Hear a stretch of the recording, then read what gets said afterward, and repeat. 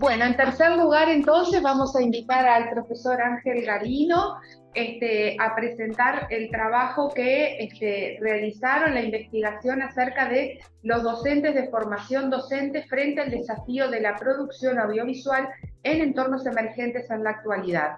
¿Presentan los dos? ¿Solo tú? Sí, sí. Bárbaro, adelante.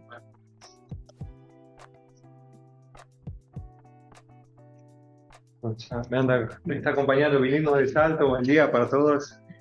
Bueno, antes que nada, un gusto estar acá. Agradecemos la invitación y realmente son jornadas muy productivas, ¿no? Siempre valoramos lo significativo que es investigar en educación, ¿no? Y al igual que Gustavo, bueno, en mi caso fue el usufructo de una beca del Consejo de Formación en Educación y pude realizar la maestría en Flaxo. La maestría tenía como foco principal realizar una tesis y bueno, lo que tomé como objetivo es sobre todo investigar qué recursos didácticos de producción académica utilizaron los docentes en un periodo acotado que fue la emergencia sanitaria.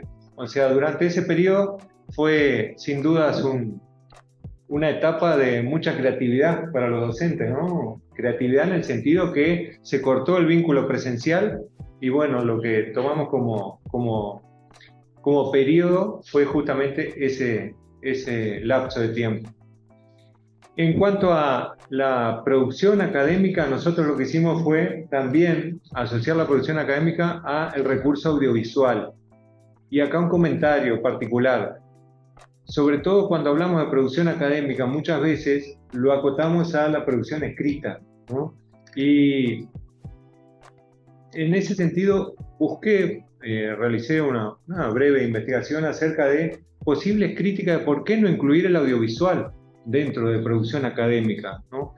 Y ahí encontré, por ejemplo, algunos comentarios de Simone, lingüista italiano, quien menciona que el audiovisual carece de un texto proposicional, en el sentido que no genera proposiciones y que no tiene una formalidad determinada. Entonces mi cuestionamiento partió de la base de que tal vez lo que nos está faltando es un marco normativo que le dé al audiovisual la misma jerarquía que la producción escrita.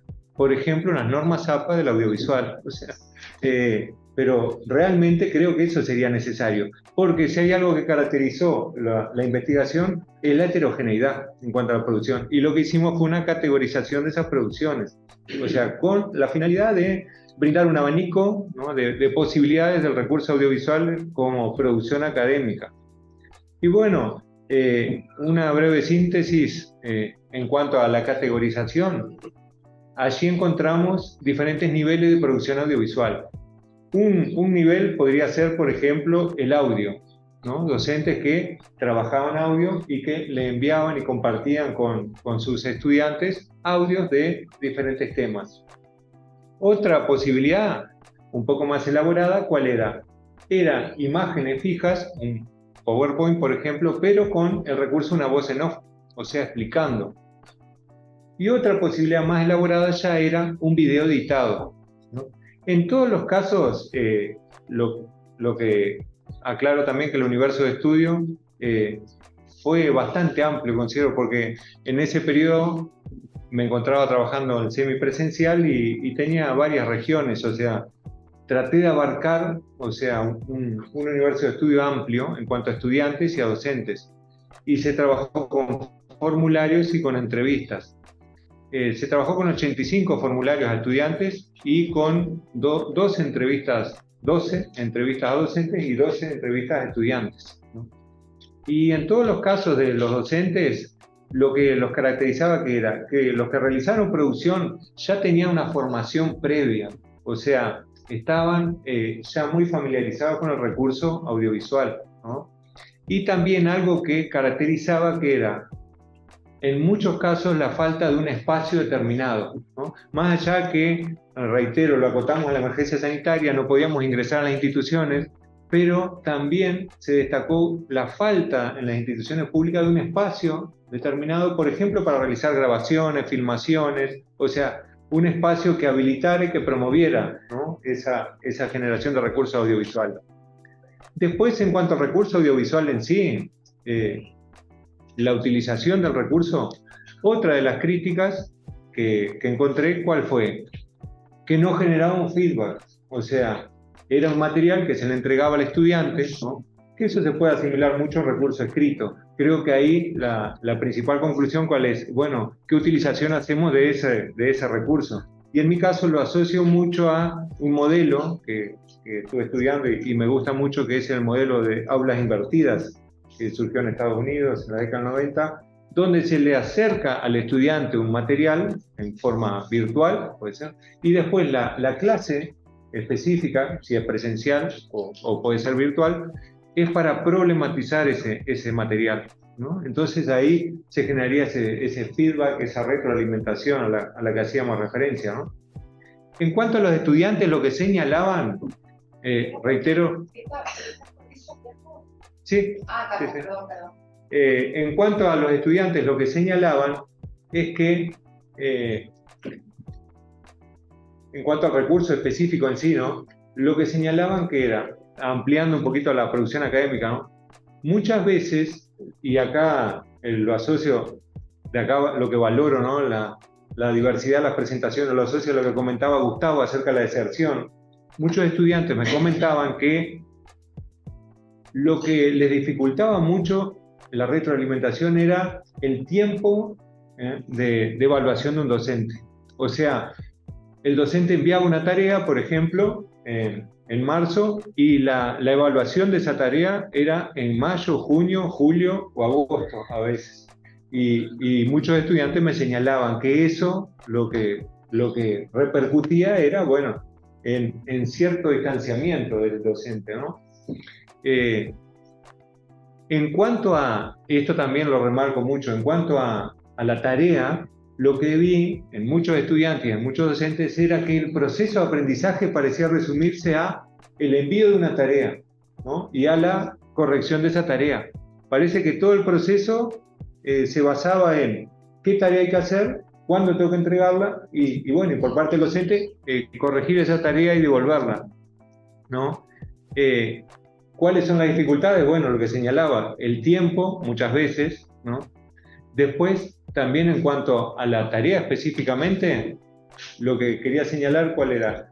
Era que algunos estudiantes me lo confirmaban, algunos docentes también, que ese era un modelo que en cierto modo les daba cierta tranquilidad. ¿Por qué? Porque si yo soy estudiante y sé lo que me piden y sé lo que tengo que hacer, bueno, haciendo eso yo ya cumplo, ya sé que estoy cumpliendo, ¿no? En cambio, otro modelo, por ejemplo, un modelo basado en la investigación, ¿no? Un modelo pedagógico que esté basado en la investigación, corre el riesgo de que me equivoque, ¿no? De que tratando de ser creativo, corre el riesgo de la equivocación. Entonces lo que veía es que ese modelo se perpetúa porque justamente por eso, porque daba tranquilidad al estudiante, ¿no? De que yo sé lo que tengo que hacer, sé cuándo tengo que entregarlo, lo hago, lo entrego, sé que cumplí.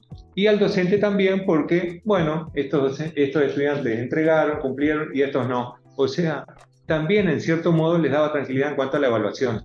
Y algo que destacaban algunos estudiantes que era que en muchos casos había docentes que querían ser creativos, me incluyo, buscamos ser creativos, pero cuando llega el momento del parcial o del examen, caemos en lo tradicional, ¿no? Y muchas veces, ¿por qué? Bueno, por los tiempos de evaluación, porque no tenemos tiempo, lo confieso, o sea, nos encontramos en esa disyuntiva. Entonces eso también fue una crítica, un poco si se quiere, al modelo, ¿no? Tanto de estudiantes como docentes. Un modelo tradicional que se perpetúa, ¿no? En cuanto a la producción audiovisual, bueno, se estudiaron dos dimensiones, la dimensión de la elaboración y la dimensión del producto. Se dividió cómo lo elaboran los docentes, por qué lo elaboran de ese modo, y después qué hacen con ese recurso, ¿no? Lo que habíamos hablado anteriormente. Y acá lo que quería compartirles que es, bueno, por ejemplo, el uso de YouTube, una red, ¿no? En este caso de videos, y cómo se podría utilizar, que esto lo aprendí estudiando sobre todo algunos ejemplos norteamericanos, ¿no?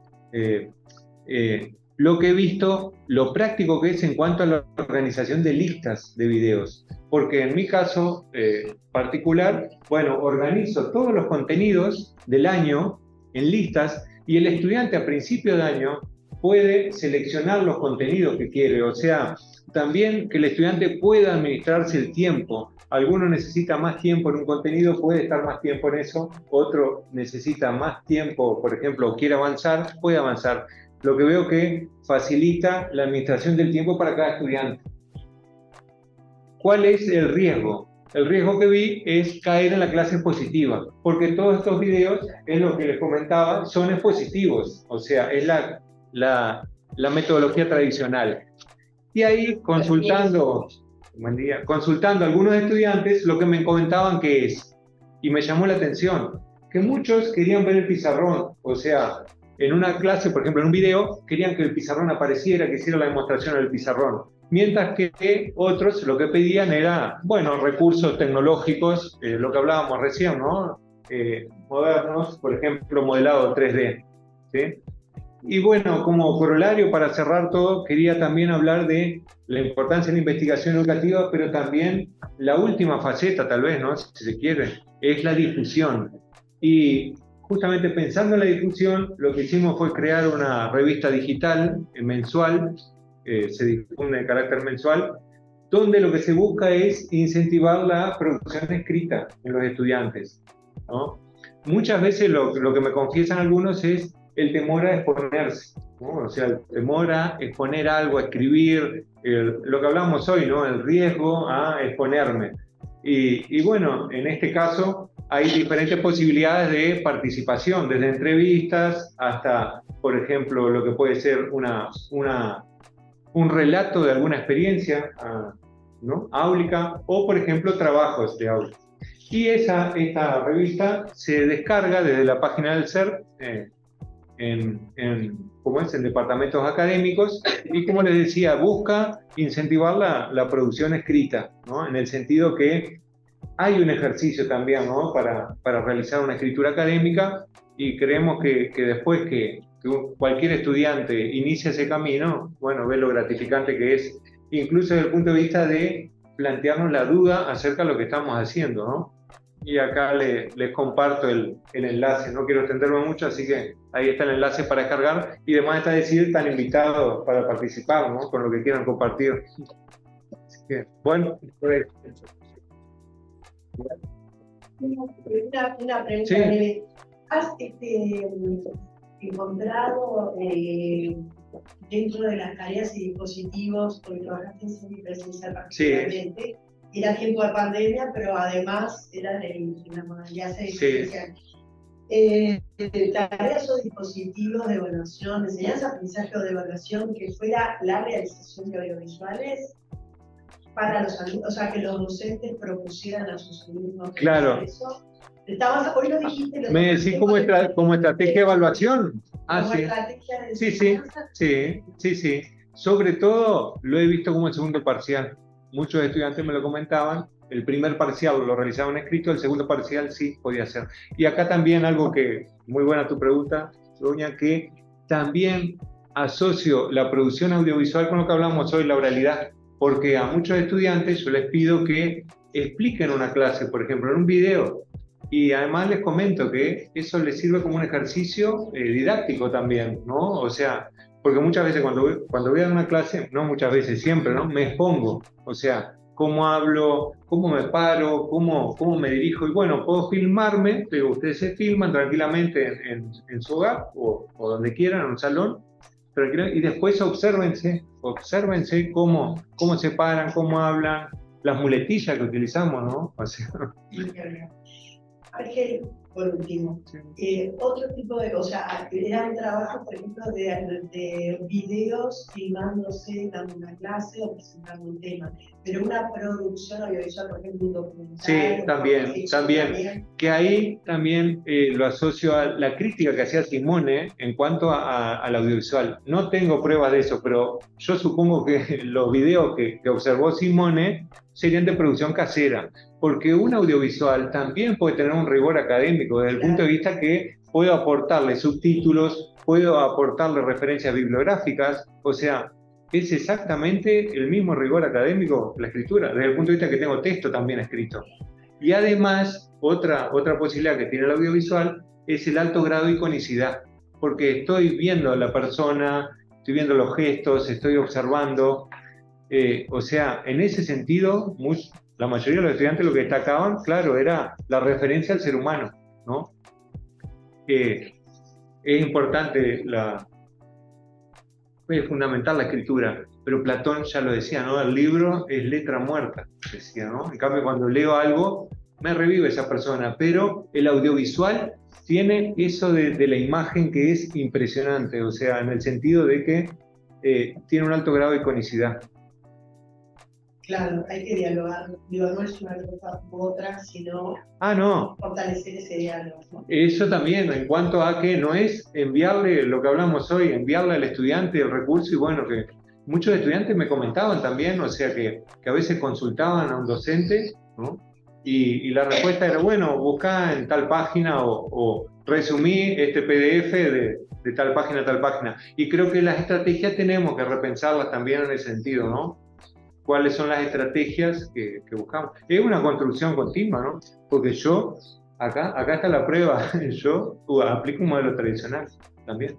Buscamos cambiar, pero lo que ese estudiante me dijo me quedó grabado en el sentido que buscamos ser creativos, pero llega el parcial, o llega un examen, o llega una instancia de evaluación y bueno, es muy difícil a veces, ¿no? Y también enseñamos cómo aprendimos, ¿no? Y los reglamentos de evaluación colaboran con esas prácticas de evaluación tradicionales. Sí, exactamente, ¿no? Sí, muy buena acotación. También creo que un buen paso sería generar normas de rigor académico para el audiovisual. Lo mismo que las normas APA, pero el audiovisual. Bueno, yo soy profesora de audiovisual. Bueno, me levanto y me voy.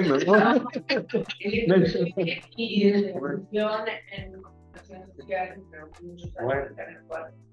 En cuanto a eso, me parece que lo que estamos haciendo nosotros es tratar de crear una especie de rúbrica con los alumnos para que presenten los trabajos de manera audiovisual y que ellos sepan, bueno, presenté el trabajo, ya tengo una nota, lo presenté, está correcto, tengo una nota, si ya agregué gráficos, tengo otra nota, y que es una manera además de dejarlos crear diferentes maneras. Pero ves esa heterogeneidad, ¿no? O sea, en cuanto a la producción audiovisual, ¿muy heterogénea o no?